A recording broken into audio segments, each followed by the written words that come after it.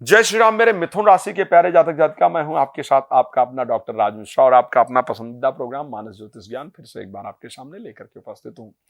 जून कैसे व्यतीत होगा आपके साथ और क्या रखना है आपको सावधानियां जून महीने में, क्या अच्छा है और क्या सावधानी रखने लायक है, इन सारे विषयों पर मेरा प्रयास रहेगा कि आपको डिटेल्ड इंफॉर्मेशन इस कार्यक्रम के अंतर्गत दी जाए। एक तो सबसे पहली बात मैं आपको ये क्लियर करना चाहूंगा कि अगर किसी प्रकार से राम कथा, भागवत कथा, धार्मिक कार्यक्रम इत्यादि आयोजन करना चाहते हैं, शिव पुराण कथा इत्यादि कराना चाहते हैं और चाहते हैं कि मैं वो आकर आपके यहाँ करूं, तो आप प्लीज मुझे संपर्क कर सकते हैं। आप मेरा वो कार्यक्रम आयोजित कर सकते हैं। साथ में रात को 9 बजे, दोपहर को 12 बजे मैं लाइव आता हूं, फ्री होता है, लाइव में आप जुड़ सकते हैं। पहले बाद में बात करना चाहते हैं, कॉल अपॉइंटमेंट लेकर बात कर सकते हैं। अच्छा, मिथुन राशि के लिए अगर हम बात करते हैं, राशि स्वामी जो बुध है वो गोचर करेंगे 11th हाउस के अंतर्गत। शनि जो गोचर करेंगे वो 9th हाउस के अंतर्गत गोचर करेंगे। एक शानदार संयोग इस बार बनने जा रहा है। दशमेश और पंचमेश का जो एक प्रबल राजयोग होता है और उस पर तृतीयेश का साथ में संबंध, ये द्वादश भाव के अंतर्गत बनता हुआ दिख रहा है। द्वादश भाव के अंतर्गत अगर ये संयोग दिख रहा है मिथुन राशि के लिए, तो ये किसके लिए सबसे फेवरेबल होगा, किसके लिए सबसे फायदेमंद होगा? जो लोग विदेश में रहते हैं, ध्यान रखिएगा, जो लोग फॉरेन कंट्रीज में रहते हैं, फॉरेन कंट्रीज में रहते हैं या फॉरेन कंट्री जाना चाहते हैं, विदेश में रहते हैं या विदेश जाना चाहते हैं या बच्चों को भेजना चाहते हैं या एजुकेशन इत्यादि के लिए विदेश जाना चाहते हैं, तो ऐसे परिस्थिति के अंतर्गत ये माह आपके लिए बहुत शुभ रहेगा। इस माह में किए गए प्रयास निश्चित रूप से आपको बहुत अच्छी सफलता प्रदान करने वाले होंगे। अब क्या हो रहा है इस अगर देखा जाए, एक तो सबसे पहले एक चीज ध्यान रखिएगा, आपके राशि स्वामी जो बुध हैं वो 3 तारीख को अस्त होने जा रहे हैं। जब राशि स्वामी हमारा अस्त होता है तो कोई भी कार्य करने के लिए हमको एक्स्ट्रा एफर्ट की जरूरत होती है। जितना आप मेहनत पहले करते हैं या करती हैं, उससे एक्स्ट्रा मेहनत करने की आवश्यकता देखने को मिलती है। एक्स्ट्रा मेहनत करेंगे तो ही रिजल्ट आएगा। राशि स्वामी अस्त होने पर हमारा जो बुद्धि का जो काम करने का तरीका है, जितनी मेरी कैपेबिलिटी है, जितनी मेरी नॉलेज है, उसके अनुसार बुद्धि काम नहीं करती है, उससे बुद्धि कम काम करती है। तो हमको बहुत सावधानी से कोई डिसीजन लेने की आवश्यकता ऐसे कंडीशन के अंतर्गत रहती है। इस समय पर हम क्या करें ताकि हमारी बुद्धि की तीव्रता बनी रहे बुध के अस्त होने पर भी? एक तो गायत्री का जप, गौ की सेवा, 2 चीजें अगर करते रहेंगे तो बुध के अस्त होने का इंपैक्ट आपके जीवन के अंदर नहीं पड़ेगा। अब 12 तारीख को शुक्र आपकी राशि में आ जाएंगे जो कि पंचमेश हैं, ये आपके लिए बहुत शुभ संयोग होगा। 14 तारीख को सूर्य भी आपकी राशि के अंतर्गत पहुंच जाएंगे और 14 ही तारीख को बुध भी आपकी राशि के अंतर्गत पहुंच जाएंगे।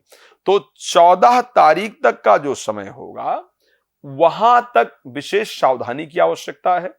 इस समय पर जो भी रिलेटेड टू फॉरेन मामले हैं हमारे, चाहे विदेश जाने को लेकर के पेपर सबमिट करना है, चाहे विदेश जाने को लेकर कोई कार्य करना है, उन सभी कार्यों को 14 तारीख तक हमको निश्चित रूप से एक अच्छा प्रयास करना चाहिए।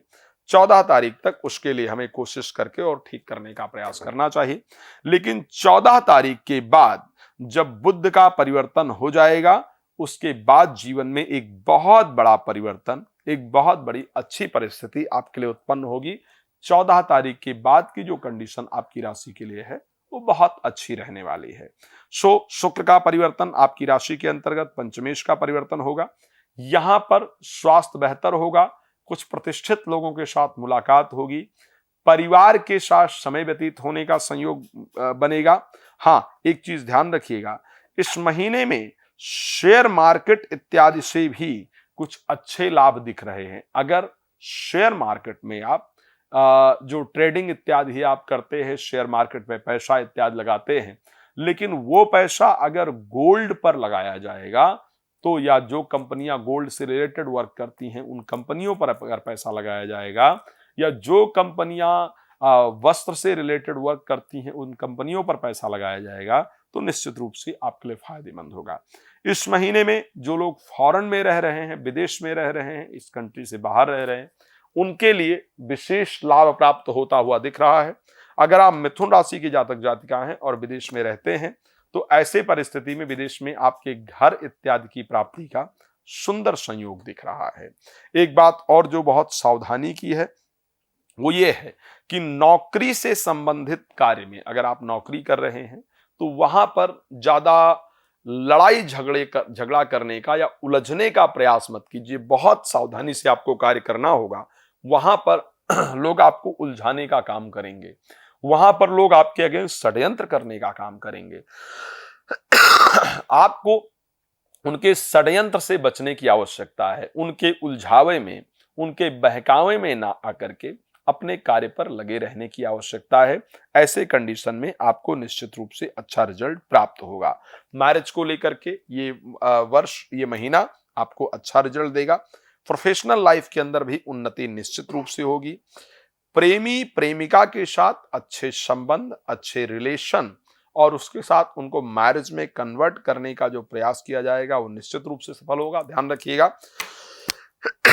तारीख 7, तारीख 12 और तारीख 21 और तारीख 24 को आप अपने लाइफ से रिलेटेड बहुत इंपॉर्टेंट डिसीजन लेने वाले हैं।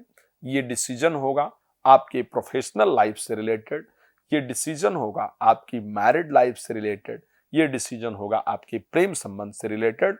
बट इस दिन लिए गए डिसीजन निश्चित रूप से आपके लिए बहुत सफल होंगे।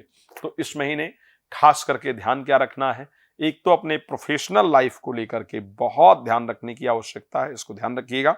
दूसरा, कोई भी इंपॉर्टेंट डिसीजन ले रहे हैं तो थोड़ा सावधानी के साथ लीजिएगा। भगवान कृपा करेंगे बेहतर होगा। मैं रात को 9 बजे, दोपहर को 12 बजे लाइव आता हूं। आप मेरे साथ लाइव जुड़ करके अपने बारे में फ्री ऑफ कॉस्ट सब कुछ जान सकते हैं। साथ में अगर आप मुझसे कॉल अपॉइंटमेंट लेकर के ब्रीफली बात करना चाहते हैं, बिल्कुल डिटेल बात करना चाहते हैं और चाहते हैं जो बातें हो वो या तो मैं जानूं या आप जाने, तो कॉल अपॉइंटमेंट लीजिए और मेरे साथ कनेक्ट होइए और बात कीजिए, अपने बारे में सारी जानकारी प्राप्त कीजिए। साथ में जो भी रेमेडी इत्यादि आपको प्राप्त करना है वो प्राप्त कीजिए। साथ में भागवत कथा, राम कथा, शिवपुराण कथा इत्यादि का आयोजन चाहते हैं तो भी अपने क्षेत्र में करा करके लाभ प्राप्त कर सकते हैं। भगवान आपको बहुत प्रसन्न रखें। इन्हीं शुभकामना के साथ जय श्री राम। बहुत धन्यवाद।